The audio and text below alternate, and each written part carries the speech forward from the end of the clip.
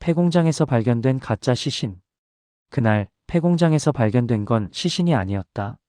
겉보기엔 완벽한 시신처럼 보였지만 가까이 다가간 순간 그 얼굴은 곰으로 만들어져 있었고 옷 안에는 모래주머니가 들어 있었다. 더욱 이상한 건 모형 옆에 흩뿌려진 혈흔이 모두 페인트였다는 점이다. 누가 무엇을 위해 폐공장 한가운데 가짜 시신을 만들었을까? 그리고 사건 발생 일주일 뒤 실제로 한 남자가 실종되었다. 마치 누군가 이 모든 것을 예고라도 한 듯 완벽한 순서였다. 이 사건은 우리가 매일 지나치는 폐건물과 버려진 공간이 얼마나 쉽게 범죄 준비 장소가 될 수 있는지를 적나라하게 보여준다. 그리고 이 사건의 결말은 상상보다 더 가까운 곳에 있었다. 폐공장이 발견된 건 우연이었다. 인근 주민이 버려진 건물에서 화학 냄새가 난다며 신고했고 출동한 경찰이 건물 안에서 흘러내린 페인트 자국을 따라 들어간 끝에 모형 시신을 발견한 것이다. 모형은 실제 사람과 거의 구분이 어려울 정도로 정교했다. 실제 인체 비율 그대로 제작되어 있었고 얼굴엔 피부톤을 맞춘 특수 도료까지 사용되어 있었다. 형사는 이것이 누군가 모형 시신을 만들며 실전 연습을 했을 가능성에 주목했다. 단순한 장난으로 보기엔 장비와 비용이 너무 많이 들어갔다. 무엇보다도 옆에 놓여있던 공구와 절단 흔적 그리고 혈흔을 흉내내기 위한 페인트 패턴은 누군가 시신을 훼손하거나 은닉하는 과정을 정확히 따라하려 한 것처럼 보였다. 수사팀은 폐공장 주변 CCTV를 확보했다. 대부분 고장났지만 외부 골목에 설치된 오래된 CCTV 하나에서 중요한 장면이 발견됐다. 새벽 2시경 검은 후드를 쓴 누군가가 커다란 상자를 끌고 폐공장으로 들어가는 모습. 그리고 3시간 뒤 빈손으로 빠져나가는 모습. 형사는 그 상자 안에 모형 시신이 들어있었을 것으로 판단했다. 수사팀은 폐공장 안 곳곳을 조사했다. 바닥에는 신발 자국이 선명했고 창문 아래에는 누군가 오래 머물며 무언가를 관찰한 흔적이 있었다. 흙먼지 위에 남은 무릎 자국과 발자국, 그리고 모형 시신을 옮기기 위한 끌린 흔적까지. 형사는 이것이 단순한 준비가 아니라 누군가 계획적으로 범죄를 시뮬레이션한 것이라고 결론 내렸다. 사건은 여기서 더 이상 진전이 없는 듯했지만 정확히 사건 발생 7일 후 새로운 신고가 접수되었다. 근처 공장에서 일하던 38세 남성 박명철이 퇴근 후 실종된 것이다. 휴대폰은 집 근처에서 꺼졌고 차량은 그대로 대문 앞에 세워져 있었다. 그는 가족과의 갈등도 없었고 경제적 문제도 없었다. 그러나 실종 당일 저녁 폐공장에서 발견된 모형과 유사한 방식으로 옷을 벗긴 흔적이 그의 직장 라커룸에서 발견되었다. 형사는 두 사건이 연결되어 있다고 확신했다. 수사팀은 박명철의 근무지를 중심으로 주변 CCTV를 다시 확인했다. 그 과정에서 한 직원이 의외의 행동을 반복적으로 보였다는 제보가 들어왔다. 그 직원의 이름은 유창민. 평소 성격이 조용하고 말수가 없었지만 최근 몇 달간 상사인 박명철과 갈등이 있었다는 게 동료들의 진술이었다. 특히 회사 내 평가 문제로 두 사람이 크게 언쟁을 벌인 적이 있었다. 형사는 유창민에 대한 신원 조사부터 시작했다. 유창민의 집을 압수수색하자 폐공장에서 발견된 모형 시신과 동일한 합성수지 조각들이 쓰레기 봉투 안에서 발견되었다. 심지어 페인트 색상까지 동일했다.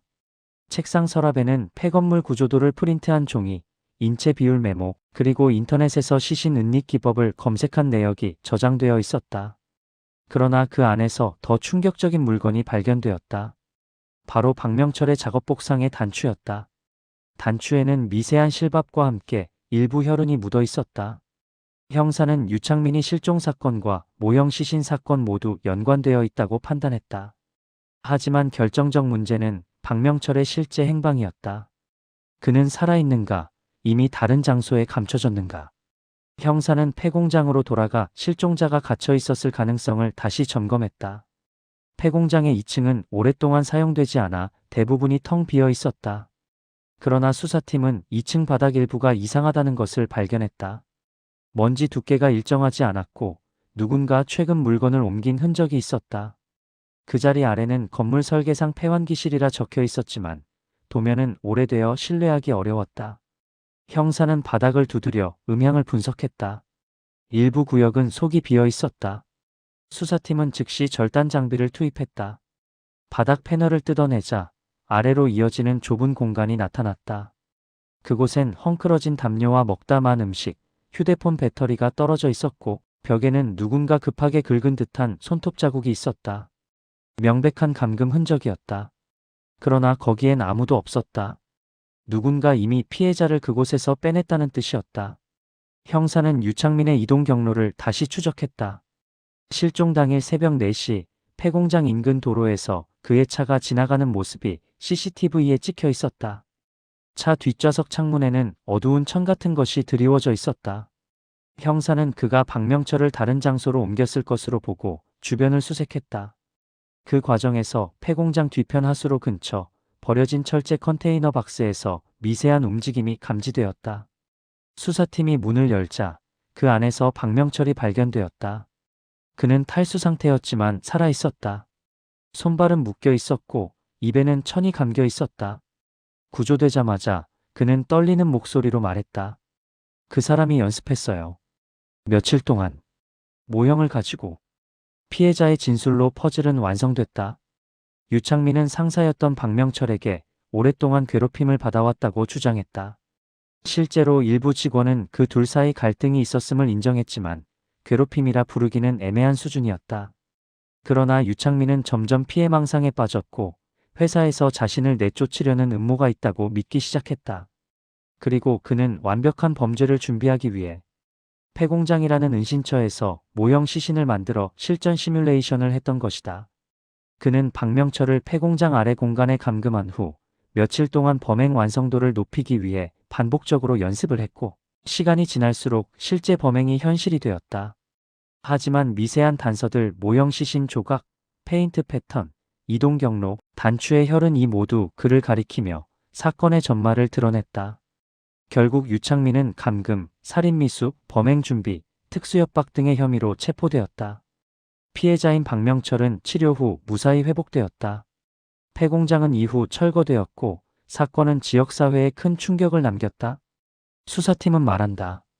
범죄는 갑자기 일어나지 않는다. 누군가 마음속에서 조용히 오래 준비해온다. 그리고 이번 사건이 그 사실을 누구보다 명확히 보여주었다. 누군가 만들고 버린 가짜 시신은 결국 진짜 범죄가 시작되는 신호였다. 시청해주셔서 감사합니다. 구독과 좋아요는 큰 힘이 됩니다.